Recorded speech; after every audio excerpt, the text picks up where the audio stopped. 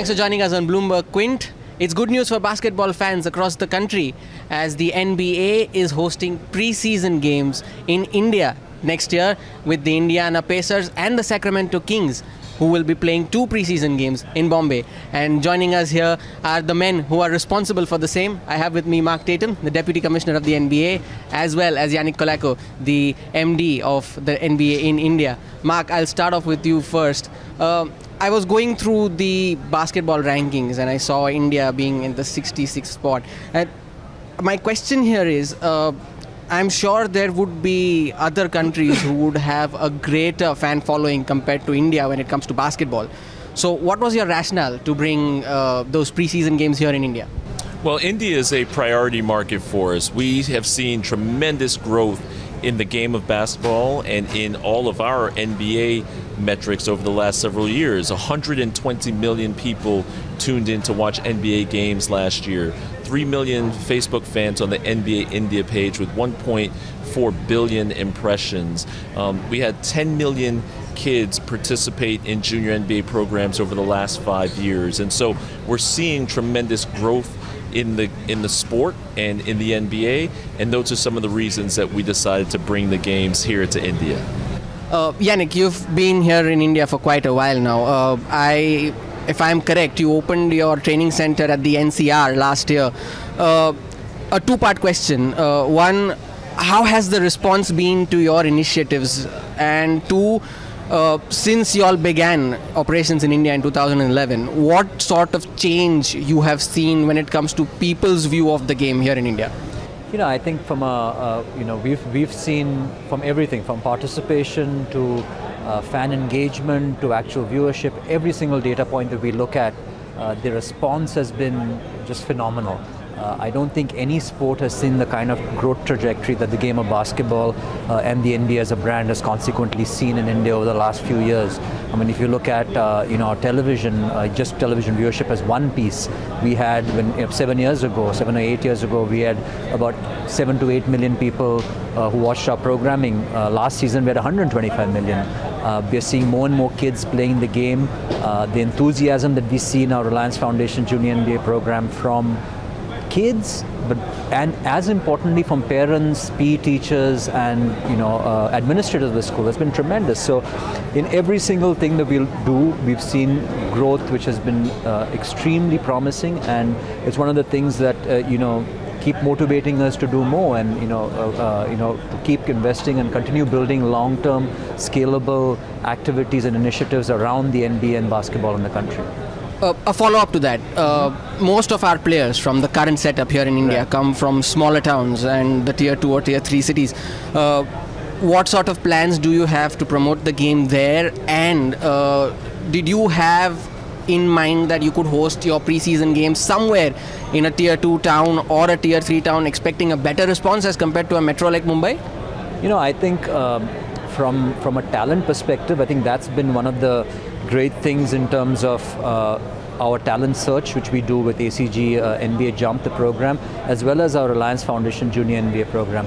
We've kind of democratized how you can actually find a route to be successful in basketball. Our Reliance Foundation Junior NBA program last year was in 34 cities.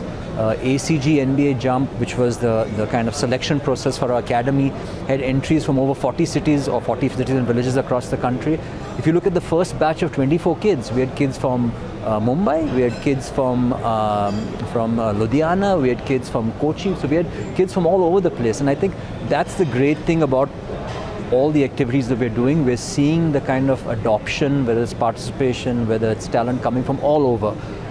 Obviously, when we're bringing our first games into this country, and it's obviously a massive, mammoth task putting together an event of that stature for the first time, it was important for us to make sure that the city we selected, or the city or the village we selected, was the most properly equipped to be able to stage something. So we obviously looked at a lot of cities, and we'll continue looking at other opportunities as we go forward.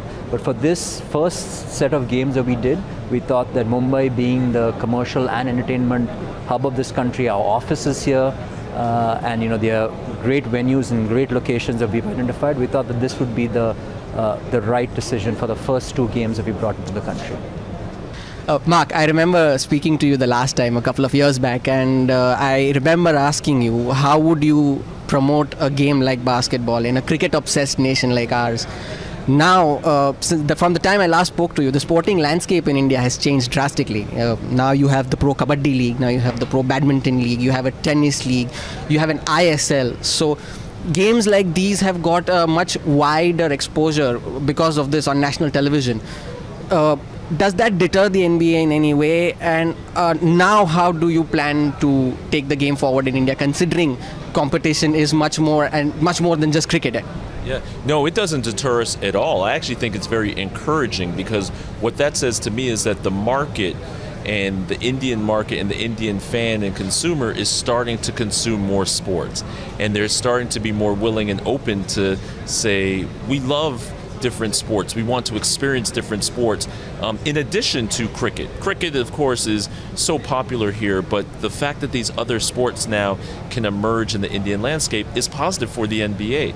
And I think that we've seen from the actual metrics of our growth that that's happening. We see the number of fans, the number of people who are consuming the NBA product now and consuming basketball is growing exponentially. And so for us, it's all very, very encouraging. Yannick, a follow-up to that. Do you think a national level league like the IPL or an ISL is the need of the hour to give a much wider exposure to basketball in a country like India? I think that raising the level of competition in the sport at various levels, whether it's at the junior level, school level, collegiate level, or the professional level, I think it's important. It's an important part of developing the ecosystem and success in a sport. So, anything that can actually help grow that ecosystem, including raising the level, which could potentially be, better, higher quality of tournaments, professional league, is something that we'd support, because, as we've always said, our primary focus is let's grow the game of basketball.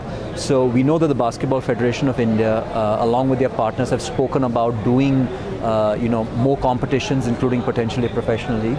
And it's something that, if we are asked to help and assist with, it's something we will definitely look at, because we think raising the level of competition is an important component of building the basketball ecosystem in India.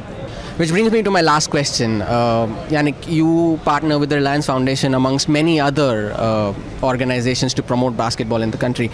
The current administrative setup in New Delhi, the central government, lays a lot of emphasis on sport, whether it comes to Khelo India and various other initiatives. Given a chance, would you like to partner the government to promote basketball at a grassroots level in this country? We want to contribute to growing the game of basketball, and we believe that it has to happen from the bottom up. So we partner with the Reliance Foundation, with ACG, with Sony, with Myntra and Jabong. We have multiple stakeholders who help us develop the game of basketball from the bottom up, including the National Sports Federation, the Basketball Federation of India, and their affiliates, state associations. So, there are multiple stakeholders who are going to be required to work together to grow the game of basketball.